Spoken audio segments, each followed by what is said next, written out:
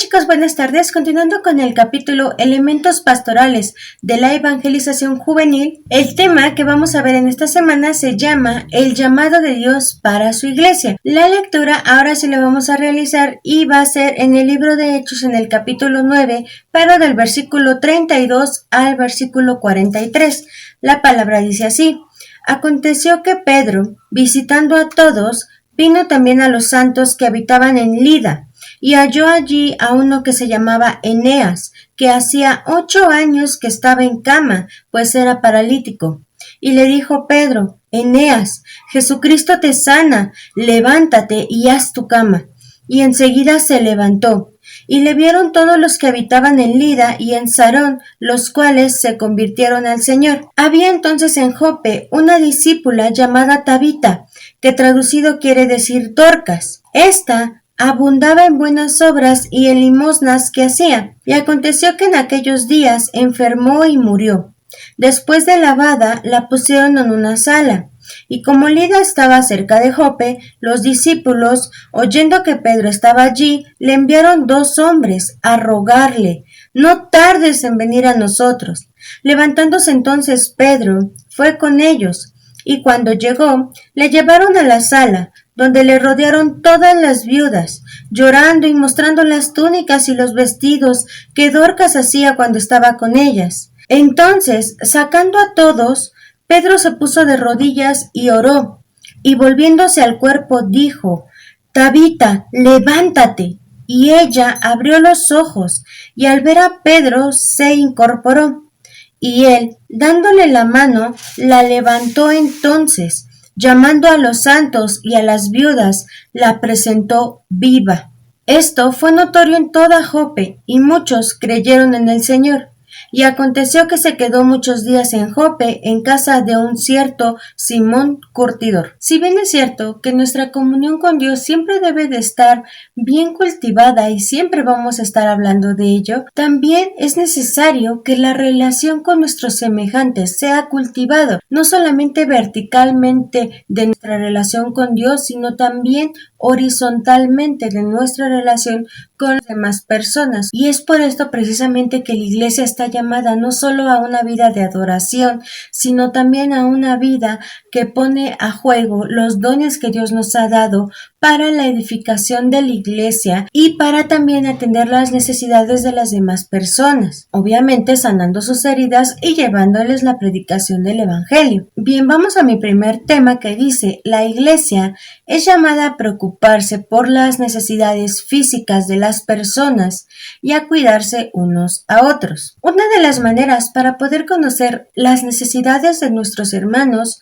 es relacionándonos con ellos. Si bien es tarea del pastor y de los líderes de la iglesia el visitar a los hermanos, la responsabilidad no debe de caer solamente en ellos, porque somos un cuerpo. Todos nosotros estamos llamados a visitar, a predicarle a los hermanos, a ver cómo están. Es una labor que todo creyente debe de realizar. El saber cuál es la necesidad del hermano, cuál es su preocupación. No solamente el llegar y decir: ay, hermano, voy a orar por ti y que Dios te cuide y pues a ver qué comes. No, sino tratar de subsanar esas necesidades. Y lamentablemente muchos de nosotros no queremos dar, no queremos aportar para las necesidades del pueblo de Dios. Yo me acuerdo que cuando estábamos en la iglesia y que se hicieron unas despensas para poder ayudar a los hermanos, el dinero que aportabas era muy poco, creo que eran 20 pesos, algo así, o decía, tráete unas 3 sopitas, o tráete un pan tostado, o tráete a lo mejor pues un tarrito de café, o a lo mejor una bolsa de arroz, o una pasta de dientes. Y lamentablemente todo esto dejó de funcionar en la iglesia, porque los hermanos no daban. Con 20 pesos muchos decían: ay, no, es que es mucho, ay, es que se me olvidó, ay, es que no me alcanza. Hay una historia de un comunicador social que dice que había una familia y los niños pues iban a la escuela y ahí en las clases la maestra les dijo, vamos a hacer una recolecta de alimentos para los que no tienen nada que comer. Entonces, por favor, si pueden traer de su casa, aunque sea una latita de atún, de frijol, de algo, que no afecte en su economía. Y el niño pues llegó bien contento a casa. Mamá, mira, me dijo la maestra que nosotros íbamos a ayudarlos y que íbamos a mandar muchos alimentos a los que no tienen recursos y quería ver si de la despensa podía agarrar algo para llevarles. Y la mamá le dijo, no, ¿qué vas a andar llevándote aquí de la despensa de la casa? No, si ve que nosotros no tenemos dinero, mejor que ellos nos den. Y empezó a reclamarle al niño y la abuelita estaba viendo y se acercó y le dijo, no hijo, toma esto para que lo lleves a tu escuela para los niños que no tienen que comer. Y se volteó y le dijo a la mamá, no crees en el niño un pensamiento de no tengo nunca nada que dar, siempre hay algo que dar. Y es verdad, nos crían con esa mentalidad de no tenemos dinero y no tenemos que compartir. Debemos de abrirnos a esa bendición de compartir con los demás. Dicen que cuando compartes es cuando más te alcanzan las cosas. Siempre hay maneras de aportar. El chiste es querer hacerlo. El chiste es ayudar realmente a los hermanos. Y no solamente necesitamos suplir necesidades de hermanos que estén dentro de nuestro grupo de iglesia o dentro de nuestra iglesia, nada más no. ¿Por qué? Porque somos un cuerpo en Cristo y somos muchos hermanos. Entonces necesitamos también salirnos de esas 4 paredes que tenemos e ir más allá. Nosotros como iglesia tenemos la bendición de tener hijitas iglesias. Están Los Bordos, está Mecameca, están varias iglesias que podemos nosotros también ayudarlos, no solamente suplir necesidades aquí, sino también extendernos. En la historia que vemos, Pedro hacía esto mismo, viajaba a los demás lugares para poder visitar a los hermanos y confirmar a aquellos que estaban iniciando y pues alentando a los que estaban en la obra a continuar con la obra y a ver sus necesidades y a ver en qué les podía ayudar. Eso mismo debemos hacer nosotros, son nuestros ejemplos también a seguir. Dios nos ha dado diferentes dones y esos dones debemos de usarlos para la edificación de la iglesia y es nuestra responsabilidad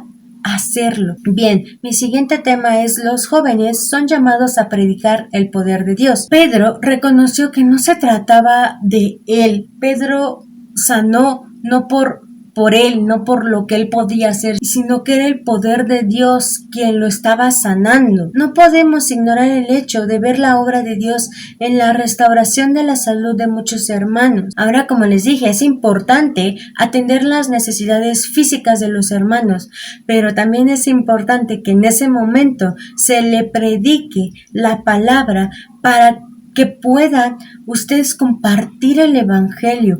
Aquí vemos cuando Pedro llegaba y muchos estaban ahí viendo lo que estaba pasando y muchos se convirtieron a Dios. A veces tenemos necesidades físicas, pero también tenemos necesidades espirituales, pero para todos estos tipos de problemas el poder de Dios es la solución. Dios es el mismo ayer, hoy y para siempre y por la eternidad va a ser lo mismo. Entonces Dios sigue restaurando, Dios sigue sanando, Dios está vivo. Muchas personas se han quedado sin trabajo en esta pandemia y sin embargo Dios le ha dado alimento, ha suplido todas las necesidades de las personas, por lo que nosotros podemos confiar plenamente en Él, que Dios va a obrar, que Dios va a hacer en nosotros a lo mejor un milagro. Quizá ahorita estamos pasando una situación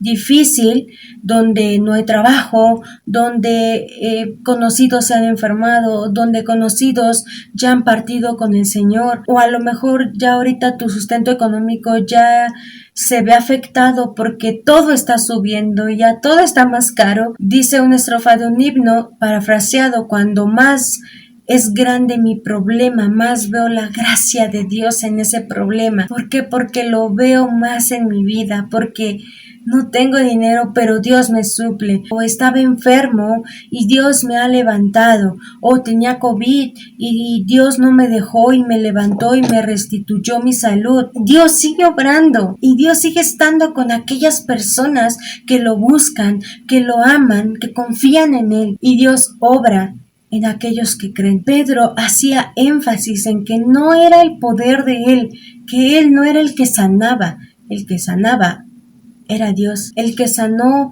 a Dorcas y a Eneas fue Dios, solamente Él, y que por su poder muchos lo vieron y muchos creyeron en Él. Dice el libro, nuestra predicación no se basa en ofrecer a los hombres bienestar físico, sino salvación por medio de Cristo, por lo que al predicar el Evangelio debemos hacerlo basados en la verdadera esperanza que es Cristo, quien nos ha dado la vida eterna. Lamentablemente, muchos se desvían realmente del Evangelio, se desvían de la salvación que hay para cada uno de nosotros, se desvían completamente y empiezan a dar a los hombres lo que quieren oír, les empiezan a ofrecer bienestar, les empiezan a ofrecer bendiciones, que el Dios de la prosperidad y que todo te va a ir bien y que no vas a tener ningún problema y que ven, dame porque Dios te va a dar. Y no es así. Dios te puede dar un buen trabajo, una buena familia, una buena posición económica. Claro que sí. Dios no está peleado con eso. Dios sabe tus necesidades. No es que Dios esté peleado con la riqueza, con el dar, sino que Dios sí da. Mateo 6:33 dice, mas buscad primeramente el reino de Dios y su justicia, y todas estas cosas os serán añadidas. Es complicado cuando todo alrededor se ve duro, se ve difícil y a lo mejor tu mundo parece que está enrollado y parece que no hay salida y que está súper mal y te afanas el hecho de que ay, no he podido resolver este problema, no he podido encontrar el trabajo y ay, es que no tengo para comprarme esto y no he podido hacer esto y tengo la misma ropa de hace 3 años y no he cambiado mis zapatos y ya se me rompió mi tenis y etcétera, etcétera, etcétera. Y nos empezamos a preocupar, nos empezamos a afanar a esas necesidades que si bien las necesitamos, pero nuestra preocupación es más grande y nos metemos tanto en la preocupación que muchas veces dejamos de lado a Dios y perdemos de vista lo importante. Lo importante no es afanarte por lo que no tienes, porque Dios sabe que tienes necesidad de todo eso. Lo importante es buscar primeramente el reino de Dios y su justicia. ¿Y cómo lo buscamos? Leyendo su palabra, levantándonos a orar, levantándonos a tener estudios bíblicos, estudiando a lo mejor algo que no encontré o algo que no sé, leyendo más su palabra, leyendo a lo mejor otros libros que nos puedan ayudar también. No debemos de buscarlo por lo que nos dé, porque eso va a venir por añadidura. Entonces buscarlo para cambiar, para conocerlo más, para amarlo más, para amar su palabra, para poder amar a los demás. Y todo aquello que tenemos de necesidades pueden ser suplidas porque estamos primero buscando a Dios y luego ya suple Dios nuestras necesidades. Bien, mi tercer punto es: la iglesia es llamada a testificar las obras de Dios. El resultado de lo que pasó con Pedro fue evidente y muchas personas se convirtieron al Señor por lo que pasó. Él fue y sanó, y entonces el pueblo lo vio y se convirtió. Nuestra misión es predicar el Evangelio y Dios no tardará en cumplir la promesa de añadir a su iglesia a los que Él haya destinado. El Evangelio es poder de Dios para salvación. No le hace falta nada. No tenemos que añadirle nada. Sí, ven a Cristo. Te va a dar salvación y te va a dar una casa y te va a dar un buen trabajo y te va a dar lo que deseas o la moto que quieres o el trabajo que quieres, el dinero que quieres, el celular que quieres, ¿no? Ven a Dios porque Dios te da su salvación. Los relatos que da Lucas aquí en Hechos 9 fueron de personas que creyeron. Nosotros debemos de creer en Dios, creer que Dios nos va a suplir nuestras necesidades, pero debemos primero buscarlo a Él. La pasión de la iglesia es que el Señor sea conocido por todos los hombres.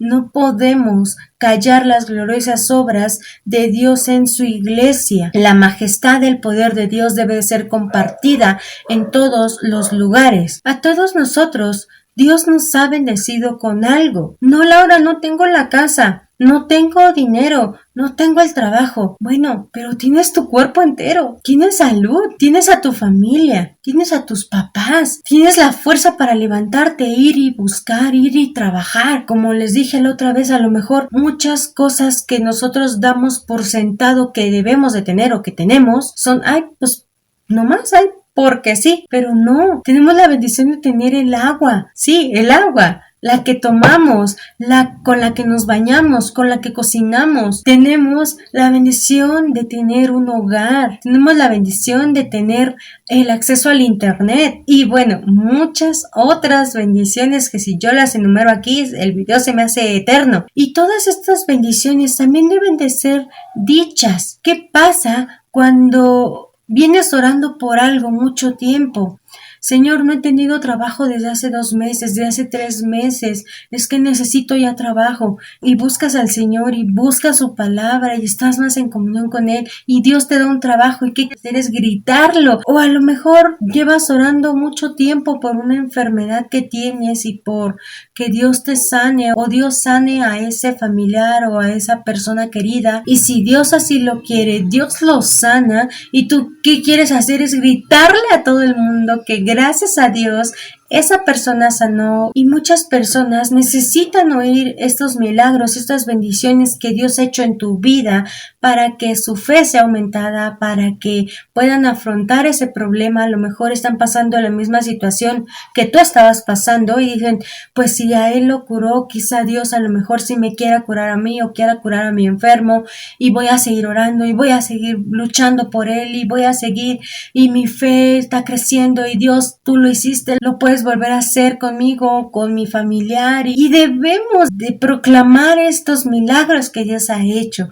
su poder. No debemos tampoco de quedarnos callados. La iglesia de Cristo es una familia que se relaciona y se preocupa por los demás. Muchas gracias por ver este video, chicos. Cuídense mucho. Nos vemos la siguiente semana con otro nuevo tema. Dios los bendiga.